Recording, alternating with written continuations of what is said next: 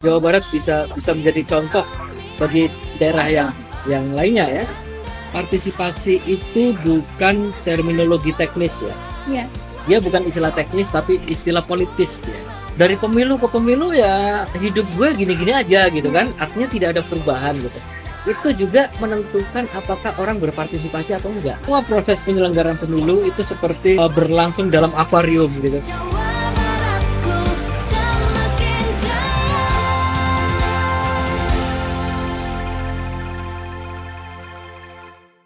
Sampurasun, halo teman pemilih, selamat datang di Probono Podcast untuk kebaikan masyarakat. Kembali lagi bersama saya Kira. Pada hari ini kedatangan tamu yang sangat spesial tentunya, khususnya terkait dengan pemilihan kepala daerah di Provinsi Jawa Barat. Kita beri salam terlebih dahulu kepada Bapak Engelbert Jojorohi dari Komite Independen Pemantau Pemilu. Halo Pak, selamat Halo, malam. selamat malam. Gimana kabarnya Pak? Sampurasun. Sampes. Gimana kabarnya Pak? Baik. Alhamdulillah. Alhamdulillah baik. Nah teman pemilih, jadi memang Bapak Jojo, kita manggilnya Pak Jojo, merupakan aktivis dari pemantau pemilu, salah satu pemantau pemilu di Indonesia.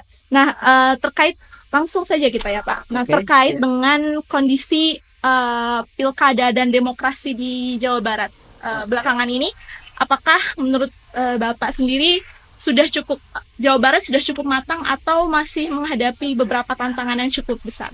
Nah gini, pertama kita harus tahu dulu posisi Jawa Barat itu. Jawa Barat itu wilayah yang adalah kantong suara. Iya. Kalau di pemilu itu Jawa Barat itu posisinya paling strategis karena tempat berkumpulnya para pemilih dalam jumlah yang sangat signifikan ya. Jadi Jawa Barat itu pemilih terbesar di seluruh Indonesia.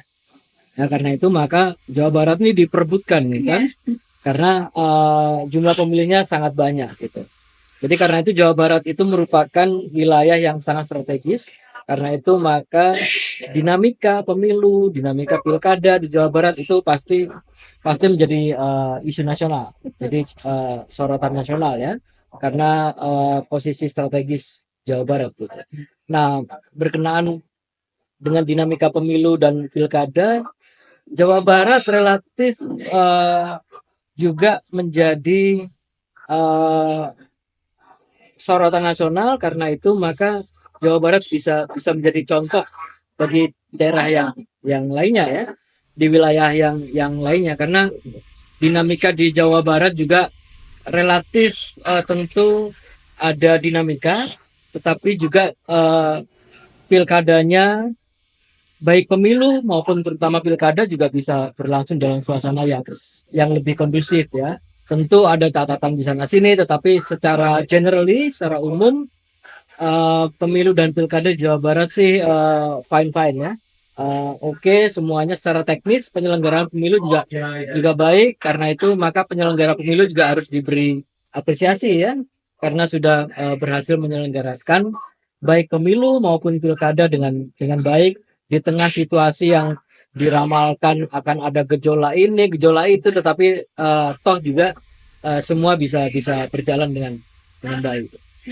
Tadi sempat dimention bahwa Jawa Barat ini kan sebagai kantong suara dengan pemilih terbesar di Indonesia. Betul. Kira-kira apa saja faktor yang akan mempengaruhi partisipasi masyarakat khususnya di Jawa Barat ini, Pak? Ya, jadi gini, kalau kita bicara soal partisipasi itu bukan terminologi teknis ya. Iya.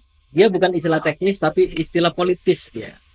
Jadi partisipasi itu tergantung juga bagaimana lingkungan politik, lingkungan sosial kita berada. Artinya begini, orang mau berpartisipasi, ikut pemilu, ikut pilkada, itu tentu juga bergantung kepada bagaimana publik menerima berbagai macam informasi ya, atau situasi politik yang ada.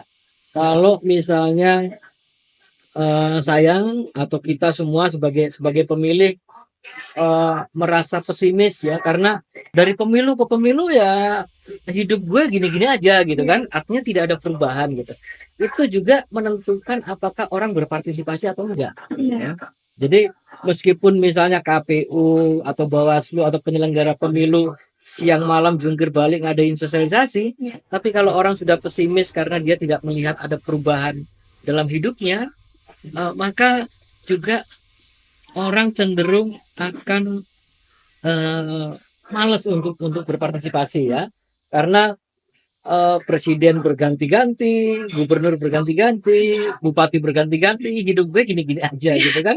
Jadi karena itu maka kemudian orang males lah ikut pemilu gitu atau ikut pilkada. Padahal sebenarnya pemimpin daerah atau pemimpin nasional itu sangat menentukan kehidupan kita sehari-hari juga ya.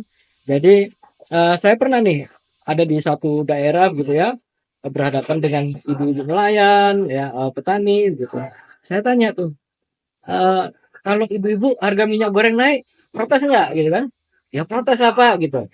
Nah saya bilang yang menentukan harga minyak goreng naik atau turun itu adalah orang-orang yang kemarin bapak ibu pilih ya, sebagai legislatif, sebagai eksekutif gitu. Artinya pemilu itu juga bisa mempengaruhi apakah kita sejahtera atau tidak ya. Jadi kalau kita milih pemimpinnya salah, ya kita akan meratapinya tuh selama 5 tahun ya kan. Jadi begitu. Jadi kita kalau bicara soal partisipasi, kita harus bisa menghubungkan antara proses pemilu dan pilkada itu dengan perubahan hidup sehari-hari kita. Ya. Ada perubahan nggak gitu. Nah itu dari situ itu sangat mempengaruhi apakah orang berpartisipasi atau tidak. Jadi kalau ada masyarakat malas berpartisipasi itu tidak sepenuhnya dosanya penyelenggara pemilu, tetapi juga dosanya lingkungan politik gitu ya, yang berkembang. Baik Pak, tadi kan disebutkan bahwa sebenarnya partisipasi itu terbentuk dari mindset sebenarnya, mindset dan motivasi pribadi dari para pemilih kan Pak. Cuman dalam beberapa waktu ini hasil partisipasi masyarakat di pilkada khususnya mengalami tren penurunan dibandingkan dengan pemilu presiden.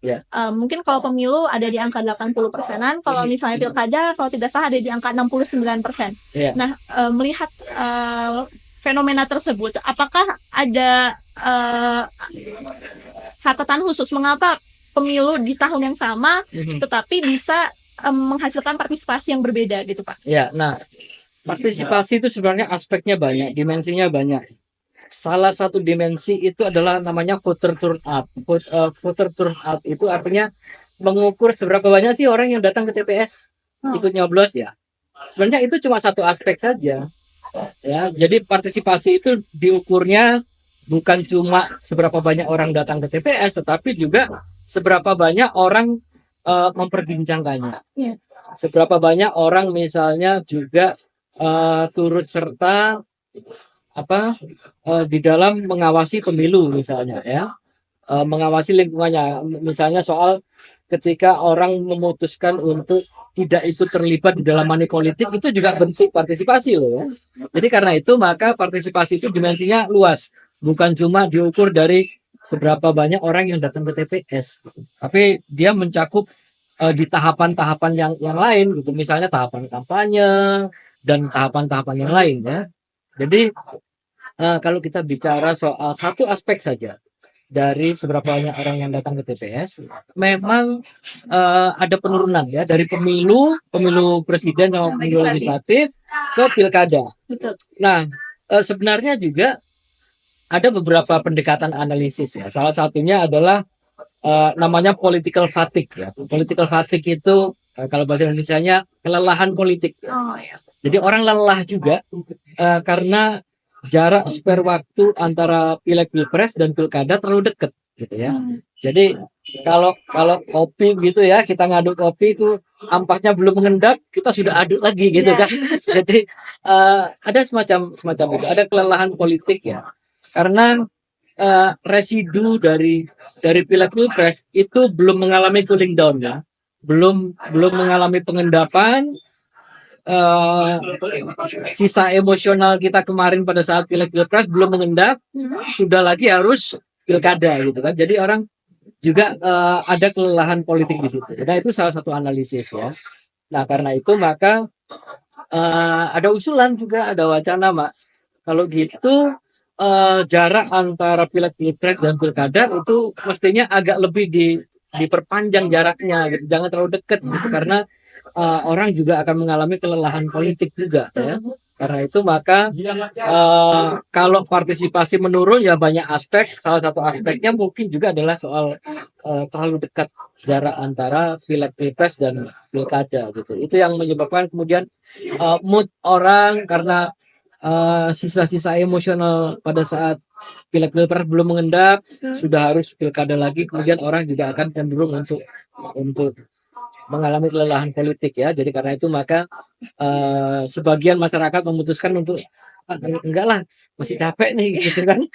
Jadi mungkin salah satu rekomendasi yang bisa kita pertimbangkan adalah eh, apa memundurkan lagi supaya jarak antara pileg pilpres dan pilkada itu agak lebih panjang ya, sehingga ada space orang untuk juga mengendapkan semua emosional politiknya. Betul. Karena memang sebagai pemilih juga pemilih pemula lah, karena tahun ini pertama kali saya mencoblos, rasa-rasanya tahun 2024 terlalu panas situasinya, Pak. Iya, Gitu. iya, Pilpres iya. panas, Pilek, pileg juga panas, lebih pilkada gitu kan. Dengan beberapa calon yang banyak, masyarakat dipaksa untuk memahami apa ya, ritme politik yang betul, dinamis ya. itu. Ngos-ngosan juga kan, Iya, betul. ngikutinnya gitu. Iya, betul.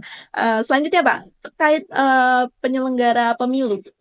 Menurut Bapak sebagai salah satu aktivis yang memantau proses pemilu, apa tantangan terbesar dalam menjaga transparansi dan akuntabilitas bagi para penyelenggara? Ya, jadi begini, dalam pemilu itu, dalam pemilu yang demokratis ya, syarat pemilu yang demokratis itu ada beberapa indikator. Indikatornya adalah soal transparansi, ya, soal partisipasi tadi juga gitu.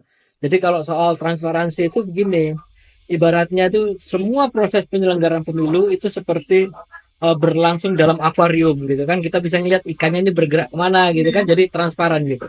Nah itu penting karena itu yang menjamin bahwa kualitas pemilu kita memang benar-benar demokratis gitu, sehingga dunia internasional juga melihat bahwa kualitas demokrasi di Indonesia itu sudah relatif berjalan dengan baik.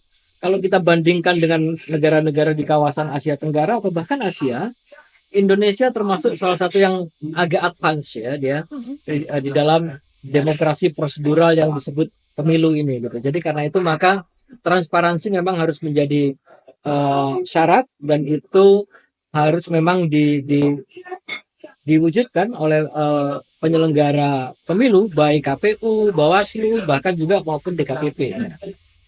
Itu syarat mutlak yang apa istilahnya, harga mati ya, harga mati bagi para penyelenggara, harga mati bagi penyelenggara agar mengupayakan setiap tahapan dan proses penyelenggaraan itu harus transparan.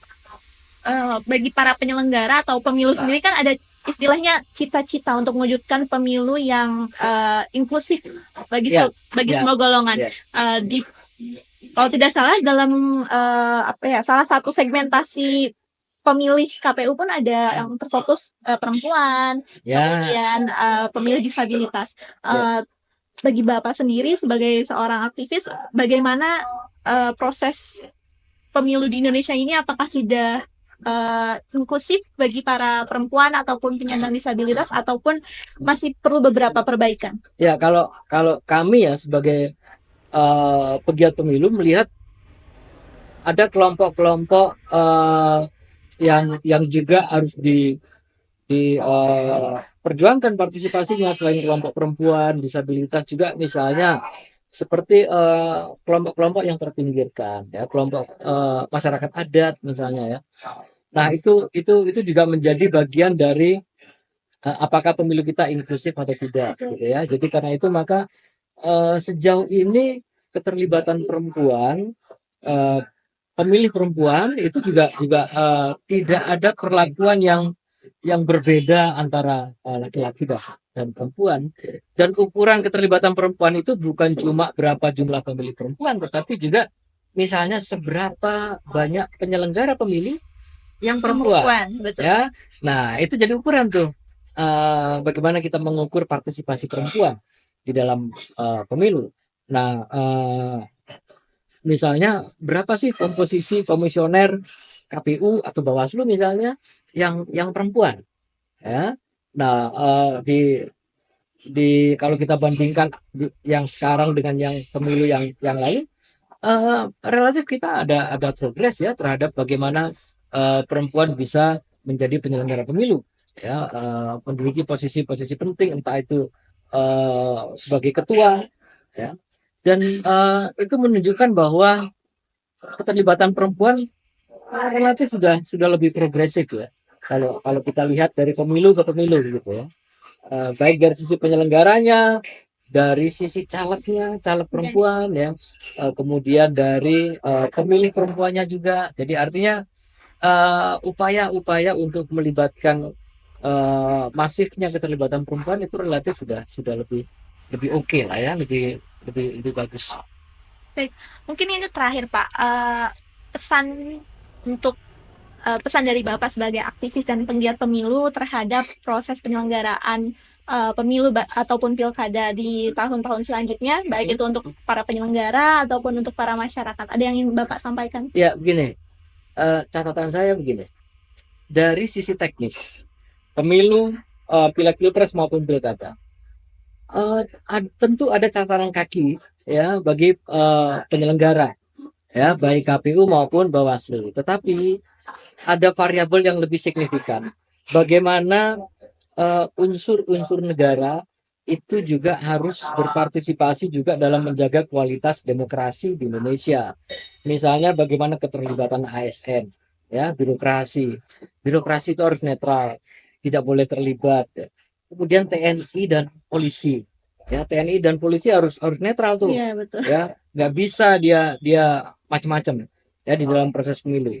Jadi kalau kita mengkritik penyelenggara, jadi bagaimanapun kritik terhadap penyelenggara, sebaik apapun penyelenggara sudah bekerja, tetapi kalau unsur-unsur negara ikut cawe-cawe di situ, maka itu juga merusak bangunan konstruksi demokrasi yang sudah susah payah kita bangun, gitu ya. Jadi karena itu pesannya adalah bahwa kalau penyelenggara pemilu sudah baik, maka unsur-unsur pemerintah di lingkungan sekitar penyelenggara pemilu, stakeholdersnya KPU Bawaslu itu juga harus mengupayakan hal yang sama. Jadi tidak ada artinya kalau KPU Bawaslu penyelenggara pemilu itu sudah mengupayakan demokrasi dengan baik, tetapi kemudian lingkungan politiknya, keterlibatan birokrasi, TNI Polri itu juga cawe-cawe di situ. Itu akan merusak konstruksi demokrasi gitu. Itu yang menjadi catatan penting ya. Iya. Baik Pak, mungkin diskusi kita pada hari ini sampai di sini. Terima Kepada kasih teman banyak. pemilih, Ya. jangan lupa untuk follow seluruh sosial media dari KPU Provinsi Jawa Barat, baik itu di YouTube, akun Instagram, X maupun akun Facebook dan juga Twitter. Terima kasih, Sampurasun. Sampurasun. Sampai jumpa.